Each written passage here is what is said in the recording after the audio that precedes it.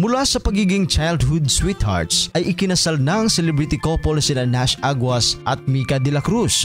Nitong May 18, ibinahagi ni Mika ang larawan niya habang naglalakad papuntang altar na may caption na "Walking towards my God sent, my love and my forever." Gamit rin ito ang hashtag na nasa kanya na si Mika. Marami naman sa mga netizens ang nabigla sa pasabog ni Nash at Mika, pero sa kabila nito ay marami pa rin ang nagpaabot ng kanilang congratulatory messages para sa bagong kasal. Naganap ang kasal ni Nash at Mika sa Adriano's Event Palace and Prayer Garden sa Tagaytay. Matatandaang naging magkarelasyon ang dalawa. Inamin nila ito noong October 2018. Ngunit naging magkatrabaho sila sa kids show na Gawin Bulilit at iba pang mga palabas nung sila ay mga maliliit pa.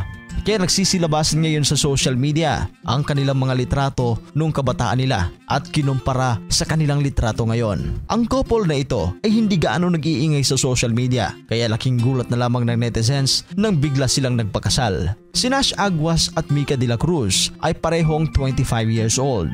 Si Nash Aguas ay isinilang noong October 10, 1998 habang si Mika naman ay noong December 9, 1998. Sa edad na 5 ni Nash Aguas, ginawa niya ang kanyang debut sa telebisyon sa noontime variety show na MTV pagkatapos ay sumali sa Batang F4 contest ng programa. Noong 2004, sumali siya sa talent search ng ABS-CBN na Star Circle Quest kung saan napanalunan niya ang titulong Grand Kid Questor at nanalo rin ng karamihan sa mga espesyal na parangal, kabilang na ang Darling of the Press sa Finals Night. Nakilala siya bilang mainstay sa Sunday comedy gag show na Gawin Bulilit noong 2005 hanggang 2011.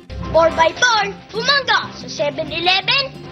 Dahil dito, hinapon ng cashier ang driver at pinagpapaload ng 2 Napakarami ng pelikula at show ang pinasukan ni Nash. Humble naman na may tuturing ng mga fans si Nash Aguas dahil sa hindi nagiging mayabang kailanman. Sa edad na 23, pumasok si Nash sa politika at taong 2022 tumakbo at nanalo siya bilang konsehal ng Cavite City. Si Mika De La Cruz naman ay ipinanganak sa Pilipinong ama at Italian-Australian mother. Siya rin ang nakababatang kapatid ng aktres na si Angelica De La Cruz.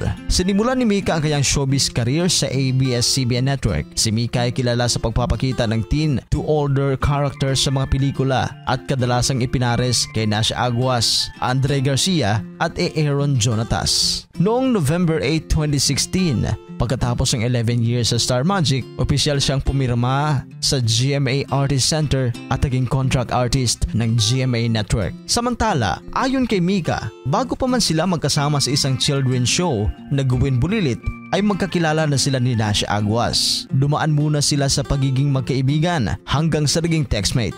Pero nung panahon raw, pinagbabawalan siya ng kanyang mga kapatid na magkaroon ng boyfriend hanggat hindi pa siya 18 anyos. Sabi pa ni Mika, halos lahat ng happy memories ng kanyang childhood ay kasama niya si Nash.